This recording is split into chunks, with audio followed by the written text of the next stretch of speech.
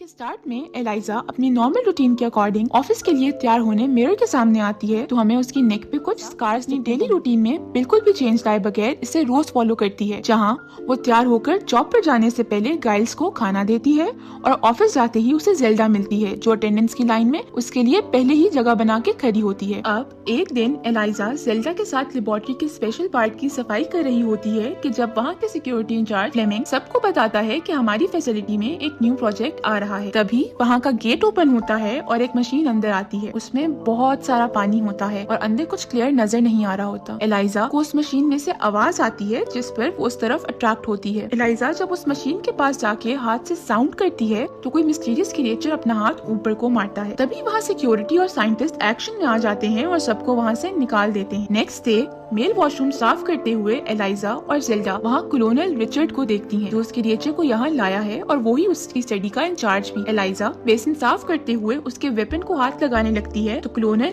ELISA को रोक देता है और जब वो अपना वेपन उठाकर वहाँ से जाता है तो बेसिन पर उसके वेपन से लगा ब्लड गिर जाता है। एलाइजा उसे देखकर काफी डिस्टर्ब हो जाती है। नेक्स्ट सीन में एलाइजा और जेल्डा उस स्पेशल पार्ट के बाहर सफाई कर रही होती हैं जब कॉलोनल ब्लड से भरी शर्ट में बाहर आता है और उसकी 2 फिंगर्स भी कट चुकी होती हैं। उसके पीछे साइंटिस्ट डॉक्टर रॉबर्ट हेल्प के लिए आवाजें दे रहा होता है क्योंकि कॉलोनल का बहुत ब्लड लूज हो चुका होता है। इस इंसिडेंट के बाद एलाइजा और जेल्डा के dinner time security incharge Fleming उन्हें अपने साथ उस स्पेशल रूम को क्लीन करने ले जाता है जहाँ हर जगह ब्लड ही ब्लड है। एलाइजा जब फ्लोर पे पानी फेंकती है तो कॉलोनल की टूटी हुई फिंगर्स निकलती हैं। एलाइजा उन्हें पेपर बैग में डालती है और जेल्डा फ्लेमिंग को लेने चली जाती है। एलाइजा जब वहाँ अकेली होती है तो वाटर टैंक में से वो मिस्टीरियस क्रिएचर सामने आता है। तब एलाइजा को पता चलता है कि वो एक ह्यूमनॉइड एम्फिबियन है। पास जाने पर एलाइजा देखती है कि उसकी बॉडी से ब्लड निकल रहा है जो यकीनन कॉलोनल के वेपन से जख्मी करने की वजह से है। उतनी देर में जेल्डा फ्लेमिंग को वहाँ ले आती है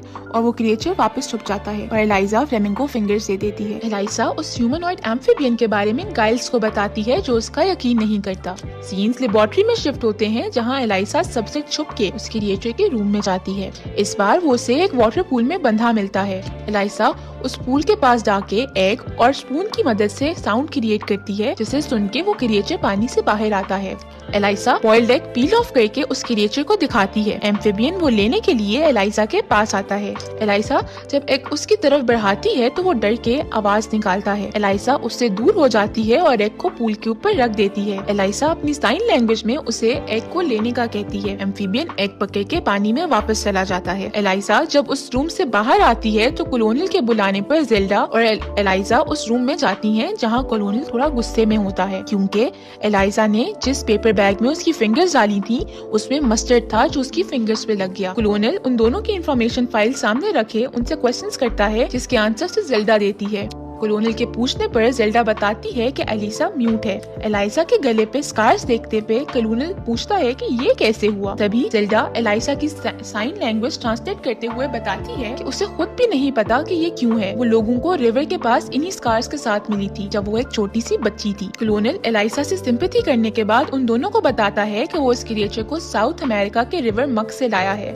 इसी दौरान कॉल आने पर उन दोनों को वहाँ से जाने का कहता है। कॉल पर जनरल हॉइट होता है। कॉलोनल जनरल हॉइट को विजिट का कहता है ताकि इस एसिड के बारे में कोई डिसीजन लिया जा सके। सीन्स उस क्रिएचर पे जाते हैं जो पूल के ऊपर पड़े बॉइल्ड एग के छिलकों को देख के एलाइजा के साइन एक्शंस को रिपीट कर रहा होता है। उसको देख के ऐसे लगता है जैसे वो एलाइजा को मिस कर रहा हो। इस बार एलाइजा उस क्रिएचर के पास एक म्यूजिक प्लेयर लेके जाती है। वो म्यूजिक स्टार्ट करके एक पूल पे रखती है और खुद भी सैंडविच खाना शुरू हो जाती है। जब वो क्रिएचर पूल से हाथ निकाल कर एक ले लेता है तो एलाइजा सॉन्ग बंद कर देती है। म्यूजिक की आवाज ना आने पर वो क्रिएचर एलाइजा को वापस से सॉन्ग प्ले करने का कहता है और दोनों म्यूजिक सुनते हुए अपना मील एंजॉय करते हैं। क्रिएचर एलाइजा की साइन लैंग्वेज सीख रहा होता है और दोनों साइन लैंग्वेज यूज करते हुए कम्युनिकेट करते हैं। ऐसा फील होता है कि दोनों क्लोज हो रहे हैं और एक दूसरे की कंपनी एंजॉय करने लगे हैं। एक दिन जब सफाई करते हुए एलाइजा उस क्रिएचर से कम्युनिकेट कर रही होती है तो डॉक्टर हॉफसेटलर दोनों को ऐसे कम्युनिकेट करता देख काफी हैरान होता है। सीन्स डॉक्टर हॉफसेटलर पे जाते हैं जहाँ हमें पता चलता है कि वो कोई अमेरिकन साइंटिस्ट नहीं बल्कि रशियन स्पाई है जिसका असल नाम दिमित्री मोजनकॉफ है। वो अपने लीडर से मिलकर उन्हें उस क्रिएचर के बारे में बताते हुए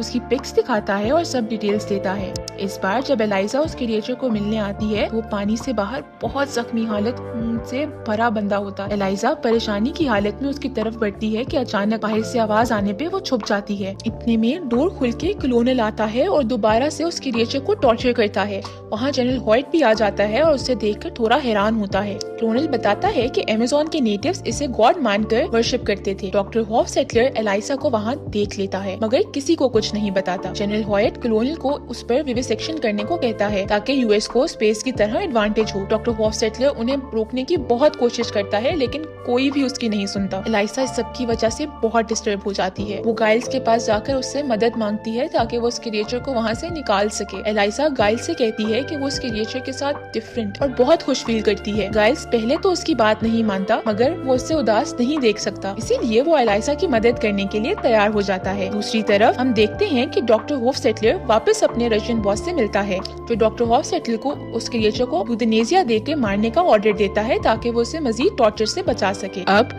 एक तरफ एलाइसा गाइल्स के साथ मिलकर क्रिएचर को लेबोरेटरी से निकालने का प्लान करती है और दूसरी तरफ डॉक्टर हॉफसेटलर कलोनल के रूम में आके उसे लास्ट टाइम कन्विंस करने की कोशिश करता है।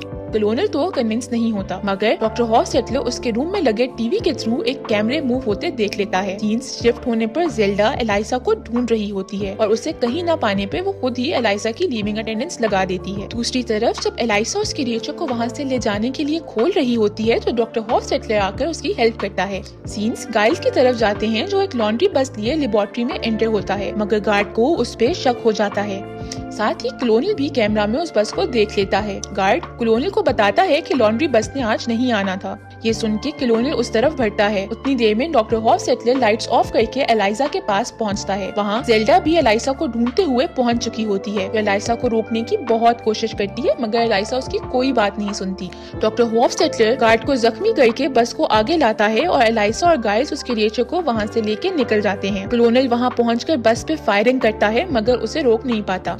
कलोनल जल्दी से उस क्रिएचर के रूम में जाता है और उसे वहाँ ना देख के बहुत गुस्सा होता है। नेक्स्ट सीन्स में कलोनल को इन्वेस्टिगेशन के दौरान जनरल हॉयट की कॉल आती है जो उसे थ्रेट करता है कि अगर कलोनल ने उस क्रिएचर को ना ढूंढा तो उसे जॉब से निकाल दिया जाएगा। दूसरी तरफ एलाइसा क्रिएचर को कनाल में छोड़ने के गर्ज से जाती है और वहाँ नोटिस पड़ती है कि अक्टूबर नवंबर में जब कनाल का पानी 30 फीट हो जाता है तो इसके डोर्स ओशन की तरफ खुलते हैं। एलाइसा भी उस क्रिएचर को तब रिलीज करने का डिसाइड करती है। नेक्स्ट डे एलाइसा और जेल्डा जॉब पे जाती हैं तो उन्हें बाकी वर्कर्स की तरह इन्वेस्टिगेशन के लिए बुलाया जाता है। क्रिएचर बाथटब से निकलकर घर में घूम रहा होता है कि गाइल्स की कैट्स नजर आने पर वो उनका सर खा लेता है। गाइल्स जब आकर उसे रोकता है तो वो डर के भागता है और इसी में गाइल्स को जख्मी कर देता है। दूसरी तरफ डॉक्टर हॉफसेटलर एलाइजा को उस क्रिएचर की मेडिसिन देते हुए कहते हैं कि उसे जल्दी रिलीज कर दे क्योंकि उसे ज्यादा देर पानी से बाहर रखना उसकी जान के लिए खतरा है। डॉक्टर के वहाँ से जाने पर एलाइजा की एक को वर्कर आकर उसे गाइल्स की अर्जेंट कॉल के बारे में बताती है। घर पहुंचने पर गाइल्स बताता है कि क्रिएचर घर से भाग गया है। गाइल को जख्मी करने की वजह से उस क्रिएचर के हाथ पर खून से दीवार पे काफी निशान लगे थे। एलाइसा उन्हें फॉलो करते हुए क्रिएचर को ढूंढ के वापस घर ले आती है। एलाइसा के समझाने पर क्रिएचर नॉर्मल हो जाता है और कैट से फ्रेंडशिप कर लेता है। एलाइसा जब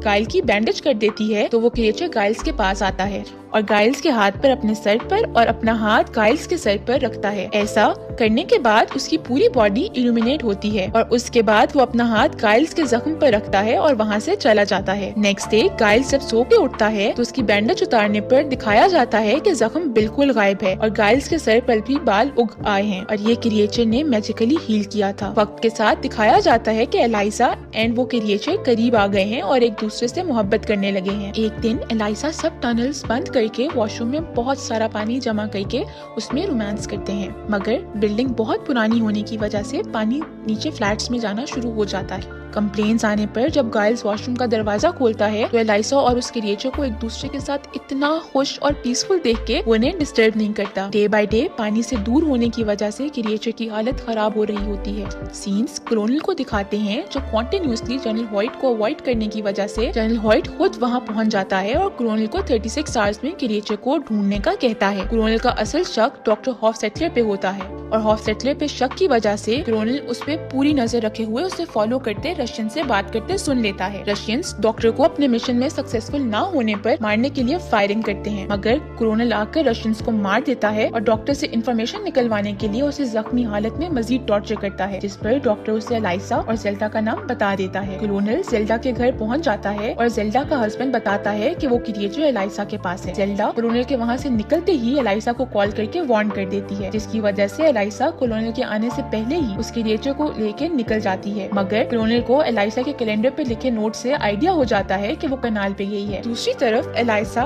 कनाल पर क्रिएचर को बाय बोल रही होती है कि कोलोनल वहाँ पहुंचकर गाइल्स को जख्मी करता है और एलाइसा और उस क्रिएचर को शूट कर देता है। गाइल्स उठकर कोलोनल को लॉग से जख्मी करता है और एलाइसा के पास आता है। वहाँ वो क्रिएचर 2 बुलेट्स लगने के बाद भी उठ के अपने हाथ से अपने जख्म हील कर लेता है और फिर कोलोनल की तरफ भरकर उसका गला काट के मार देता है। इतनी देर में जेल्डा भी पुलिस लेके वहाँ पहुँच जाती है। वो क्रिएचर वापस एलाइसा की तरफ जाता है और एलाइसा को गोद में उठा के पानी में जंप कर देता है। जेल्डा और गाइल्स वहाँ खड़े देखते रह जाते हैं। पानी में जाकर वो अपनी पावर्स की मदद से एलाइसा को हील करता है, जिससे एलाइसा की नेक के स्कार्स भी उस क्रिएचर की बॉडी जैसे हो जाते हैं। एलाइसा होश में आती है और वो दोनों किस करते हैं। वही मूवी एंड हो जाती है।